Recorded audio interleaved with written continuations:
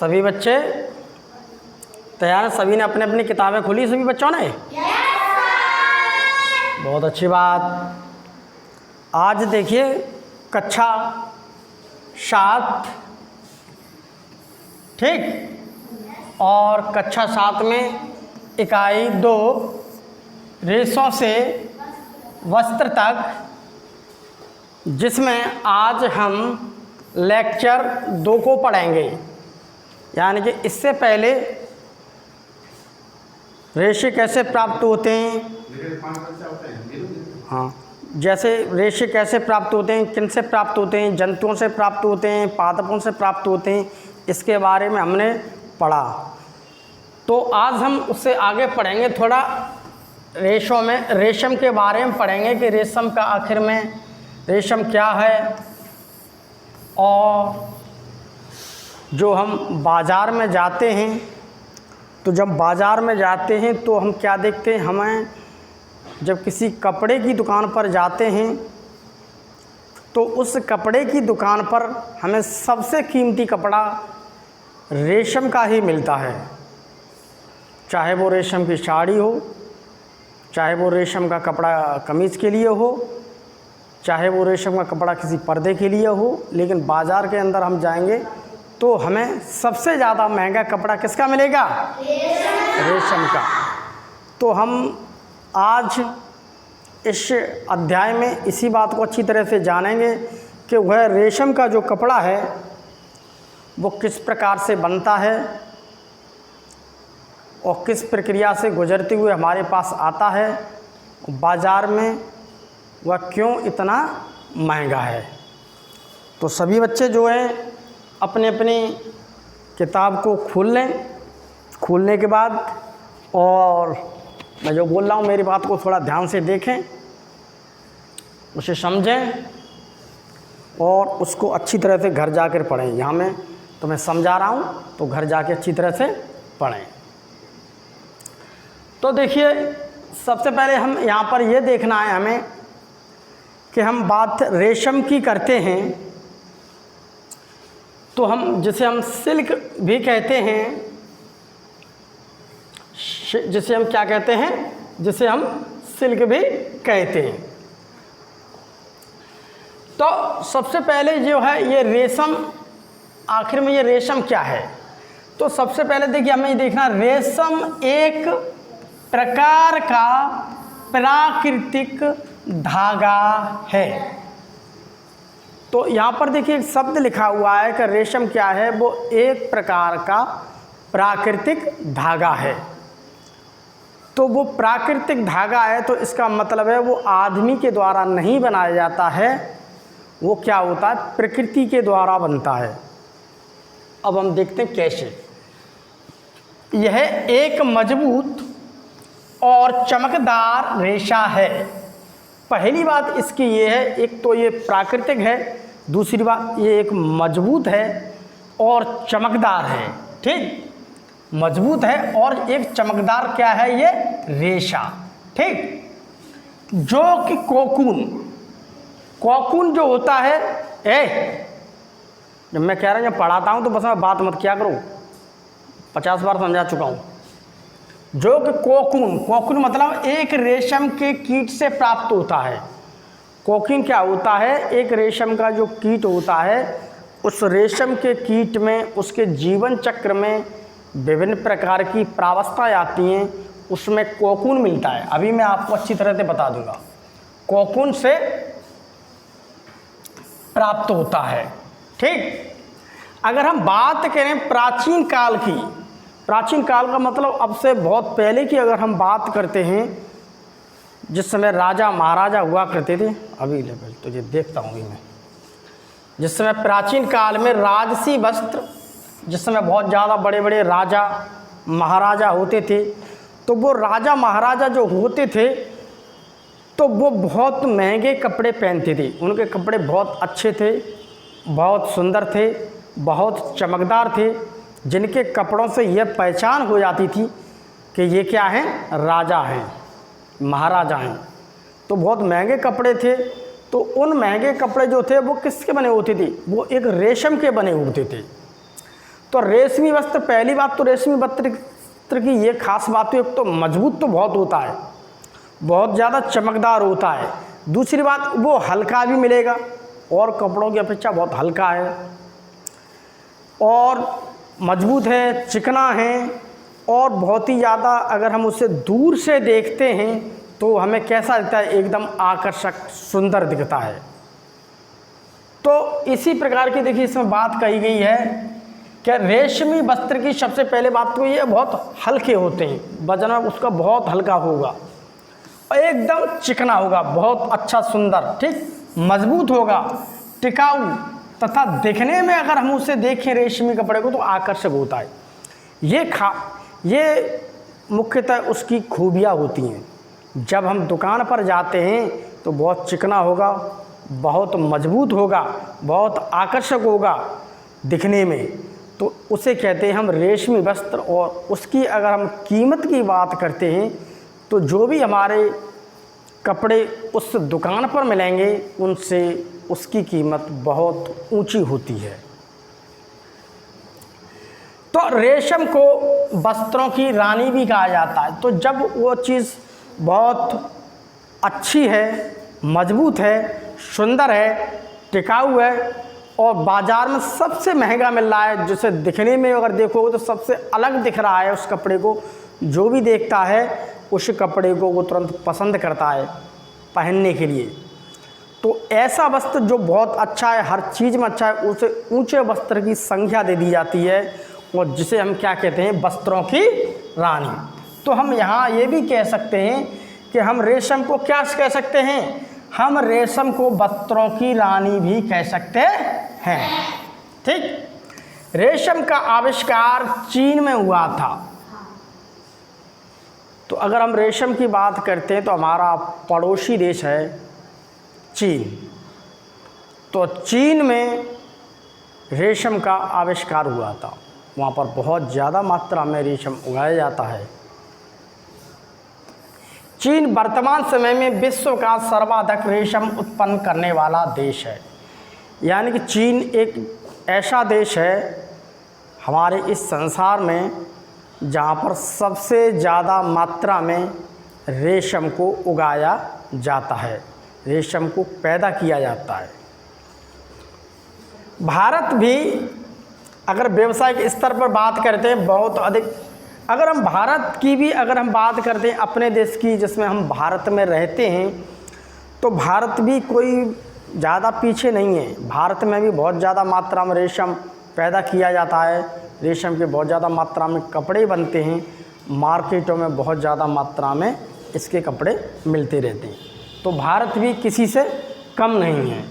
तो हम थोड़ा इसमें हल्की सी ये नज़र डाल के ये देखते हैं कि आखिर में ये रेशम जो है, इस रेशम के बारे में थोड़ा हम ये बात समझने लगते हैं कि आखिर में ये रेशम कैसे है, इसके इतने महंगे वस्त्र क्यों होते हैं और ये वस्त्र हमारे पास किस प्रकार से आते हैं, कहाँ से आते हैं, कैसे बन के आते हैं, आखिर में ये प्राकृतिक है तो कैसे है, इन तमाम बातों को हम अभी समझेंगे। तो रेशम के बारे में देखिए हम थोड़ा पढ़ते हैं। तो रेशम का जो कीट होता है वो पहली बात देखिए शहतूत का पेड़, यहाँ पर जितने बच्चे बैठे हुए हैं मुझे लगता है सभी बच्चों ने शहतूत का पेड़ देखा है जो अपने विद्यालय में लगा हुआ है। तो उसके अलावा देखिए एक अरंडी का भी पेड़ होता है, एक ओक का भी पेड़ होता है। तो हम यहाँ पर मुख्य रूप से पहले शहतूत की बात करते हैं। जो शहतूत का पेड़ अक्सर सभी बच्चों ने देखा है, वैसे देखा तो ये अरंडी वाला भी ये थोड़ा ना कम देखा है।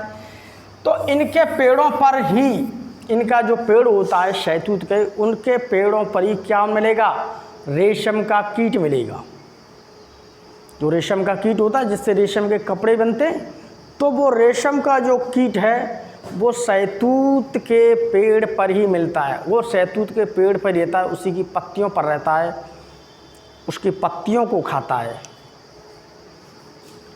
तो अगर हम इसकी शहतूत की इसकी बात करते हैं रेशम की, तो मादा रेशम कीट, एक मादा रेशम कीट जो होती है वो सैकड़ों की संख्या में अंडे देती है। ये देखिए आपको एक शहतूत की पत्ती दिख रही है, ठीक। उस पत्ती पर भी अगर हम देखते हैं तो उस पत्ती के उल्टे तरफ, उस पत्ती के क्या होगा, उल्टे तरफ, उस पत्ती के उल्टे तरफ आपको अगर ये देखें तो ये देखो एक पत्ती दिख रही है सभी बच्चों को। Yes sir.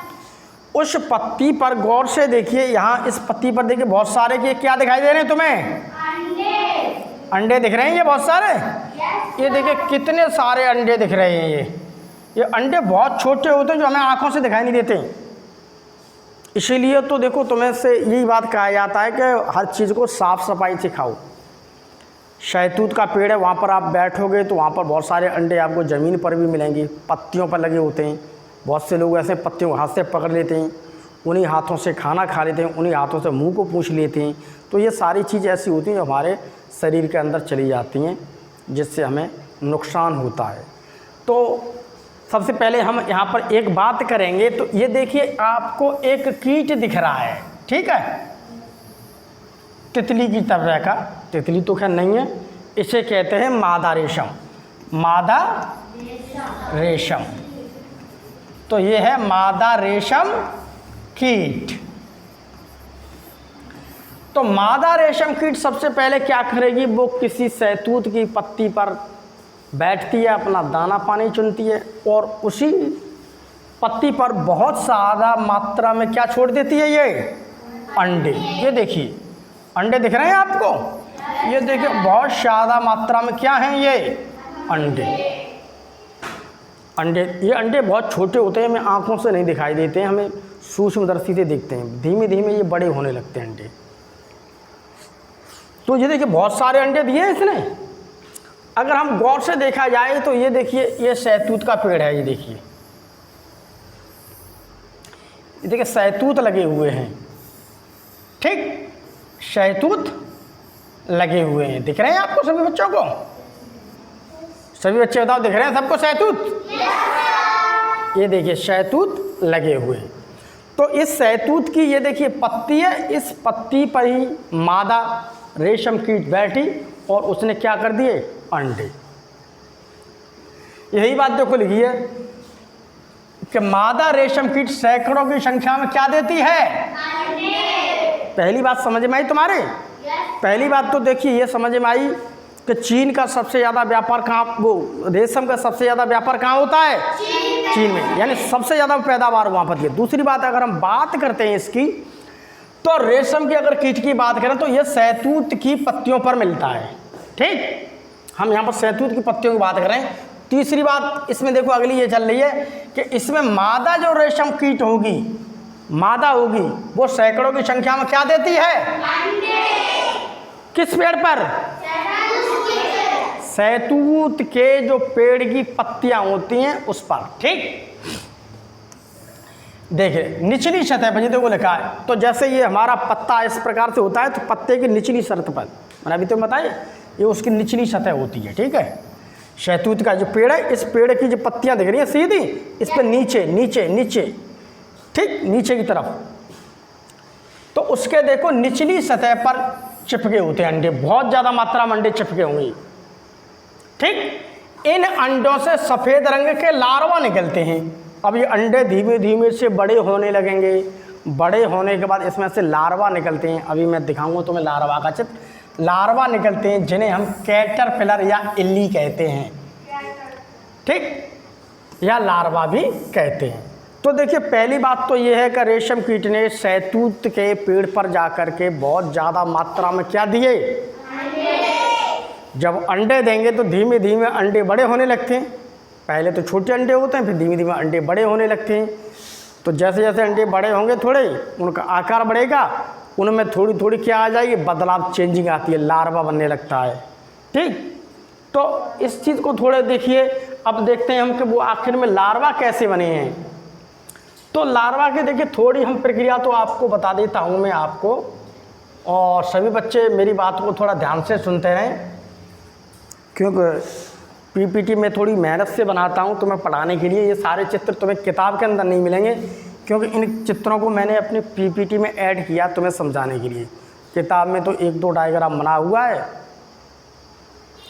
उससे तुम्हारी समझ में तो आएगा नहीं।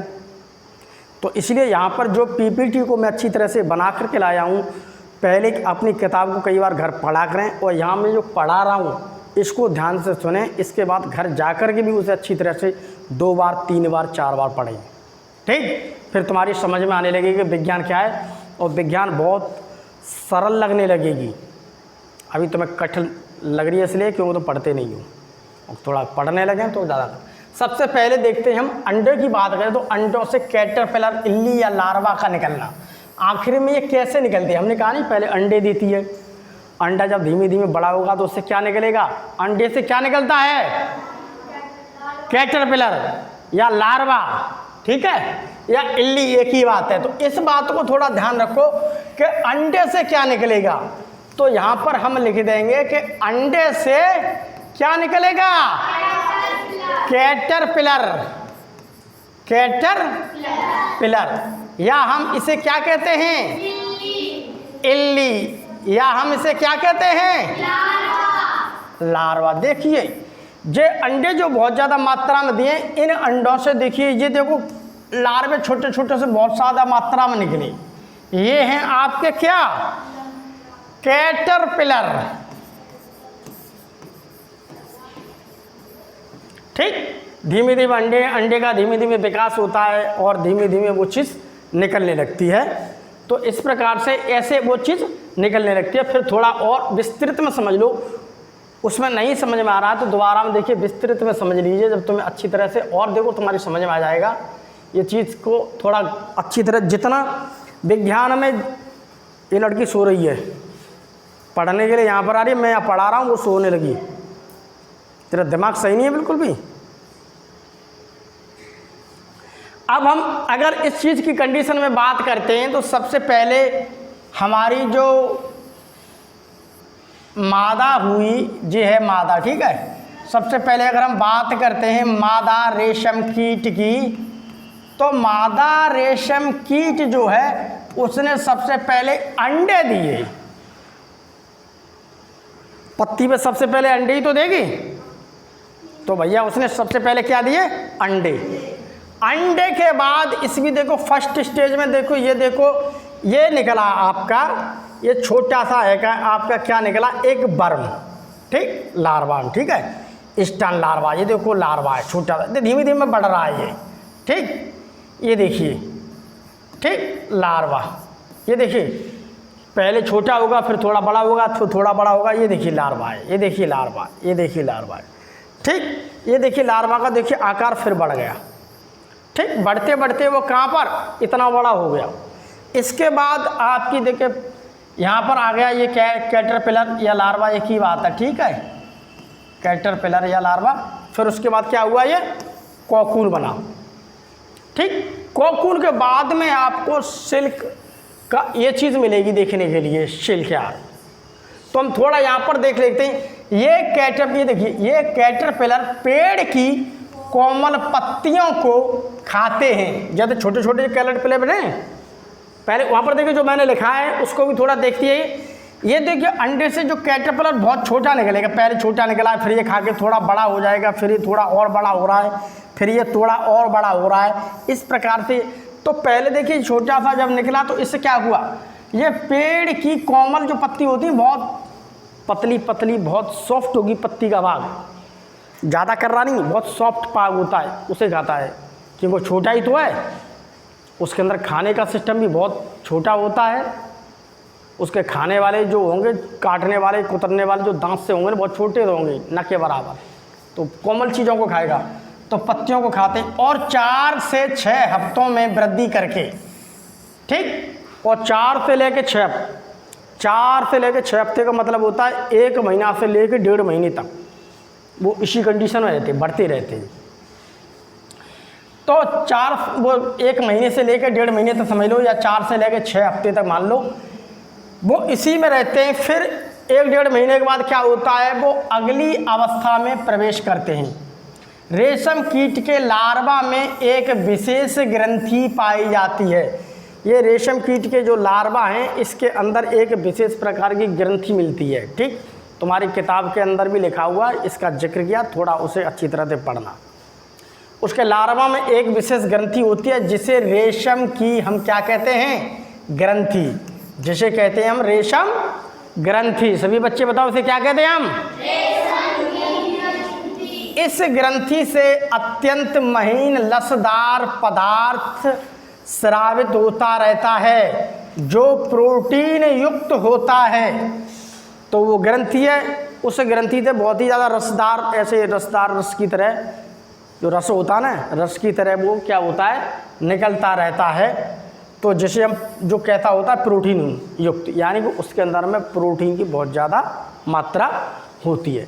तो इस प्रकार से देखिए हम और भी अभी बताएंगे। ये अंडा है, अंडे से ये देखिए लार्वा बने, धीमे धीमे देखो ये लार्वा बढ़ रहा है, इसे भी यहाँ तक पहुँचने में 1.5 महीना लग रहा है, ठीक। फिर धीमे धीमे इसका ये कोकून बनना है, कोकून से अगली अवस्था आती जा रही है। तो हम थोड़ा और आगे हल्का सा इसे और अच्छी तरह से और समझ लेते हैं हम। तो इसे हम थोड़ा और अच्छी तरह से समझ लेते हैं।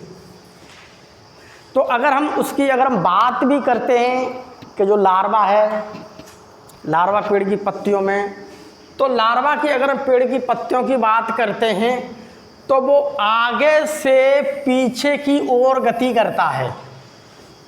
अगर लार्वा का मुंह इधर है तो वो ऐसे पीछे ऐसे करके चलता जाएगा, ठीक, ऐसे करके चलता जाएगा।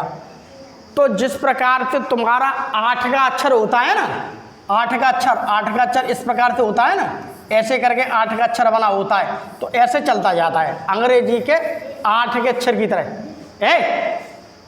उसमें लिखा है किताब में, बता रहा हूँ तुम्हें, ठीक है। तो इसका देखिए आगे मुंह है तो ये पीछे की तरफ देखो ऐसे उठ जाएगा, ठीक, यहाँ पर आ गया। फिर इसने अपना ऐसे करके ये है तो ये यहाँ से ऐसे चल रहा है। अब इसका मुंह ये यहाँ पर ले आएगा, फिर यहाँ से ये ऐसे चलेगा, ठीक, फिर यहाँ से ये ऐसे चलेगा। तो ये अंग्रेजी का अक्षर देखो 8 देखो बना हुआ है, ये देखो 8 बना हुआ है। तो इसकी अगर हम गति की बात करते हैं तो ये अंग्रेजी के अक्षर जो 8 का होता है उसी प्रकार से ये गति करता है, ठीक, यानी आगे से पीछे की ओर चलेगा। ये देखो मैंने लिख दिया, आगे से पीछे की ओर ये गति कर रहा है, ये देखो इधर को चल रहा है, ठीक, इधर को गति करता है।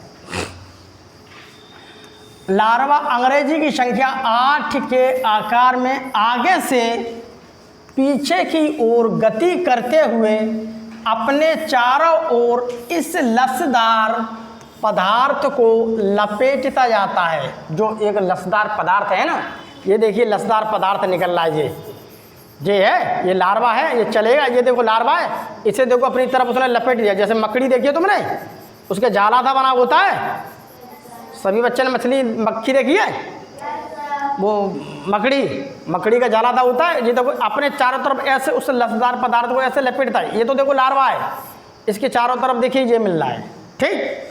जैसे अब लपेटते देखो ऐसा हो जाएगा बिल्कुल, ठीक। जो हवा के संपर्क में आने पर सूख कर रेशम के रेशे में बदल जाता है। अब जैसे ही इसमें देखिए उसने लसदार पदार्थ निकाला है, पतला पतला जो पदार्थ अपने मुंह से निकालता जाता है, तो वो जैसे ही इस हवा के संपर्क में आएगा, ये हवा के संपर्क में जैसे ही आता है तो वो रेशम में बदलता जाता, धीमे धीमे वो रेशम में बदलता जाएगा, सूखता जाएगा। अब वो रेशम का कीट जो था वो तो देखो इसके अंदर बंद होने लगा, इसने चारों तरफ ढक लिया, अपनी तरफ निकले इतने चारों तरफ ढक लिया। तो अब जैसे ये हवा के संपर्क में आएगा तैसे ये क्या होगा, सूख जाएगा। तैसे क्या होगा, ये सूख जाएगा, ठीक। और इसी बीच लार्वा जो है प्यूपा में रूपांतरित हो जाएगा। ये देखो अब ये सूख के देखो ऐसे लटक गया। ये देखो पेड़ है, सभी बच्चों को ये पेड़ दिख रहा है, उस पर ये देखो कैसे लटक गया। ये देखिए ये इसके अंदर फंस गया बीच में, ठीक। वहाँ से आप देख लीजिए ये कंडीशन आ गई। अब ये आकर के देखिए ऐसे बन गया, सफ़ेद बन जाएगा बिल्कुल अंडा जैसा, जैसे रुई होती है। रुई देखिए आपने, रुई बिल्कुल रुई की तरह ढक लेता है। इसी को हम बोलते हैं क्या, प्यूपा। तो पहले देखो ये था, पहले यहाँ पे धीमे धीमे लपेट रहा है। दूसरी कंडीशन में देखो ज़्यादा लपेट लिया, तीसरी कंडीशन में और ज़्यादा लपेट गया, उसके पास वो धागा सा बना हुआ। चौथी में वो लपेट के कैसे होगा, सफ़ेद सफ़ेद हो गया, बिल्कुल बिल्कुल सफ़ेद हो गया, पूरा पूरा का पूरा है का जो लार्वा था वो इसके अंदर बैठ गया, इसके अंदर। अब ये पूरा उसका शरीर ढक चुका है, जैसे अंडा देखा है, अंडा के पूरी तरह खोखा बंद होता है, इस प्रकार से। तो इसी प्रकार से देखिए थोड़ा और मैं और अच्छी तरह देखो तो मैं समझा देता हूँ।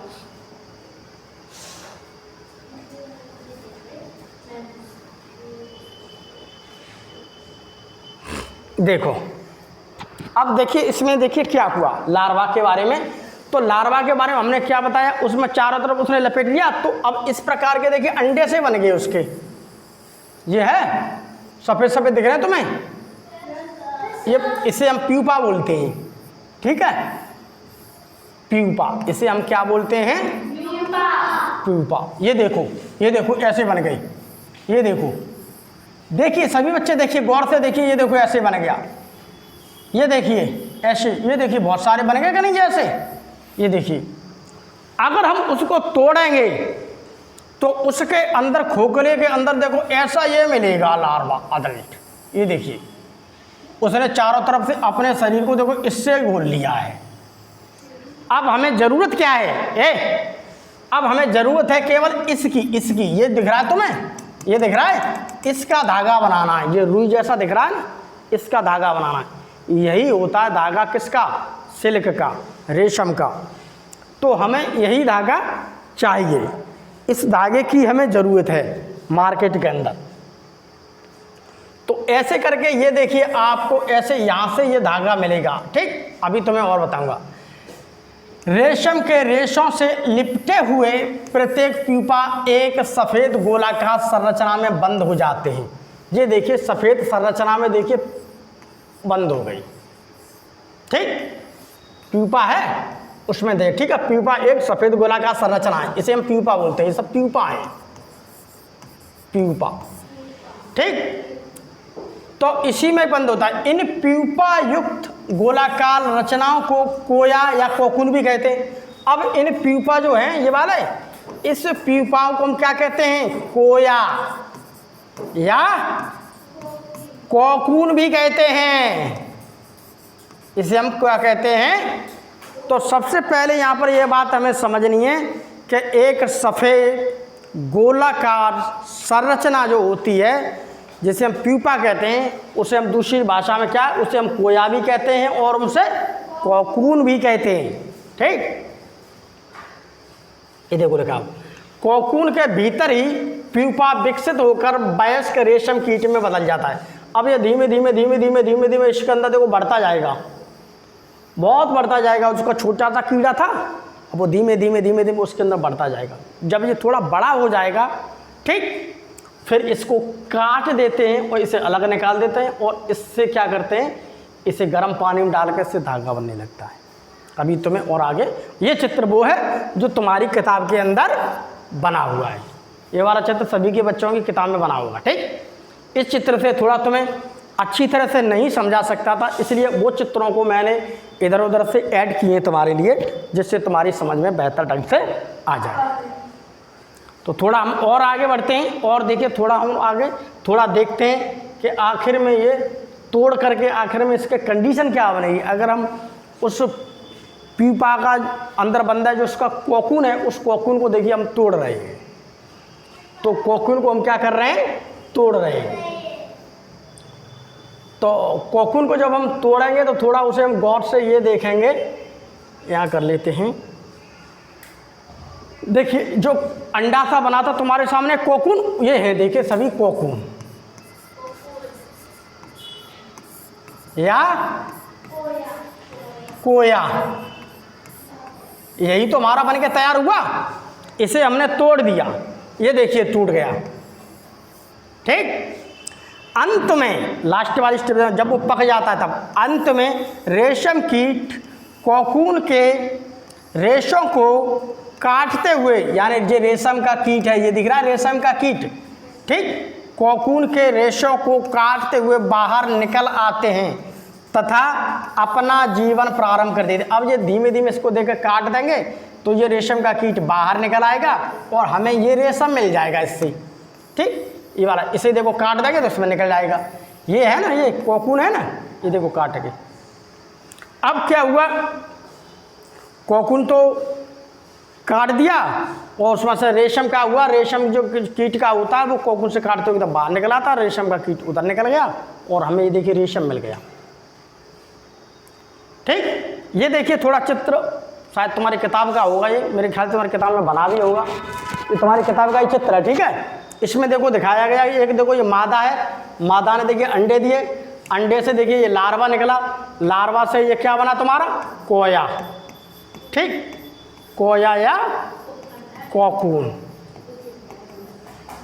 तो थोड़ा ये चित्र थोड़ा टिपिकल है, चित्र तो मैं दोनों ही दिखा रहा हूँ, थोड़ा टिपिकल है, यहाँ से तुम्हारी समझ में थोड़ा अधिक आएगा, जल्दी आएगा।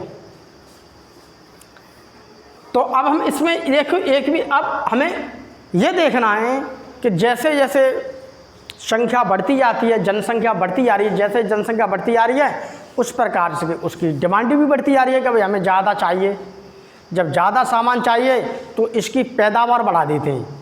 तो इसकी पैदावार जो होती है उसे हम क्या कहते हैं, रेशम कीट में इसमें बहुत ज़्यादा मात्रा में क्या करेंगे, रेशम को पालेंगे। ठीक है, तो जब बहुत ज़्यादा मात्रा में रेशम के कीट को पालते हैं तो उसे हम कहते हैं रेशम कीट पालन। उसे हम क्या कहते हैं, रेशम कीट पालन, जिसे इंग्लिश में कहते हैं सेरीकल्चर। तो रेशम कीट पालन क्या है, एक सेरीकल्चर है जिसमें बहुत ज़्यादा मात्रा में रेशम को पाला जाता है। ये देखिए, अब इसमें देखो पालेंगे कैसे, ये देखिए इस प्रकार की देखिए एक लकड़ी का जालीदार एक डब्बे से बना देते हैं बहुत बड़े बड़े, उसमें देखिए हमने पत्तियां डाल दी, किसकी, शहतूत की। ये बहुत ज़्यादा मात्रा में पत्तियां पड़ी हुई हैं यहाँ पर। ठीक, ये देखो बहुत पत्तियां। अब इसी में क्या होता है, यहीं पर हमने बहुत ज़्यादा मात्रा में अंडे होते हैं पत्तों पर, उन अंडों को यहीं पर डाल दिया जाता है। वो इसमें देखिए बहुत ज़्यादा अंडे डाल देंगे तो होते जाएंगे। इसी प्रकार के देखिए बड़े बड़े हमने खूब सारे खेत बना लिए, उन खेतों में हमने शहतूत के पेड़ लगा दिए बहुत ज़्यादा मात्रा में। ज़्यादा पेड़ लगेंगे तो शहतूत क्या होगा, मालूम क्या होगा, तो ज़्यादा मात्रा में शहतूत लगेंगे तो उसमें क्या होगा, रेशम के जो कीड़े होते हैं वो बहुत ज़्यादा मात्रा में आएंगे। वो शहतूत के पेड़ों पर ही तो आते हैं। ये सो रही है लड़की, ये देखिए, ये देखिए। तो जब ज़्यादा मात्रा में हम पेड़ लगाएंगे, पालन करने के लिए लगाएंगे तो बहुत ज़्यादा मात्रा में क्या होगा, तो बहुत ज़्यादा मात्रा में क्या होगा, हमें रेशम के कीड़े मिलेंगे, उससे बहुत ज़्यादा मात्रा में रेशम मिलेगा। तो रेशम कीट का जो पालन होता है उसे हम कहते हैं सेरीकल्चर। वो देखो लिखा हुआ तुम्हारे सामने, सेरीकल्चर। रेशम पालन को कहते हैं, रेशम पालन विज्ञान को क्या कहते हैं हम, सेरीकल्चर। ठीक,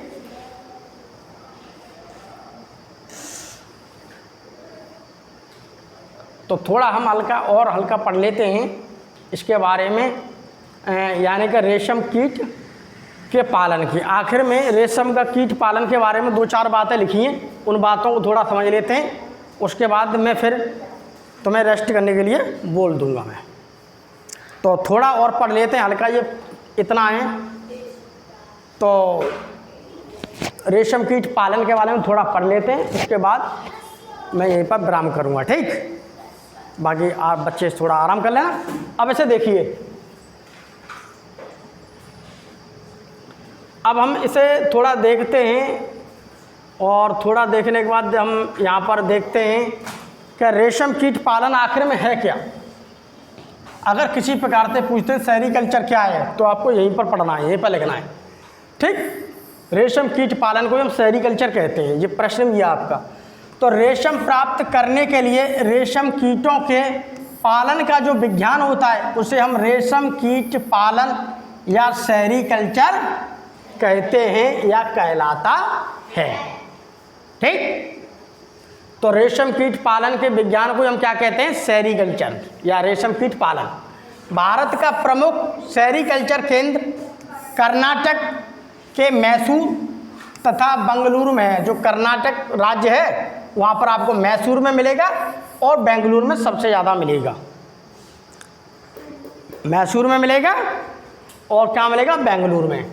कर्नाटक के अतिरिक्त हम देखते हैं, देखो आंध्र प्रदेश में भी इसकी बहुत ज़्यादा मात्रा में खेती होती है। उसके अलावा तमिलनाडु में बहुत ज़्यादा मात्रा में होती है। उसके अलावा पश्चिम बंगाल, जम्मू कश्मीर तथा असम में भी इसका बहुत ज़्यादा मात्रा में क्या होता है, उत्पादन होता है, पैदावार बहुत ज़्यादा की जाती है। उत्तराखंड की बात करें तो यहाँ पर नैनीताल है, आपका हल्द्वानी है, तो यहाँ पर भी क्या बहुत ज़्यादा मात्रा में रेशम को पैदा किया जाता है, जिससे ज़्यादा से ज़्यादा मात्रा में रेशम मिलेगा तो कपड़ा भी हमारा बनता जाएगा। अगर हम असम झारखंड में बात करते हैं तो यहाँ पर भी बहुत सारे किसान होते हैं, तो असम और झारखंड में भी बहुत ज़्यादा किसान हैं, वो भी इसका व्यापार करते हैं।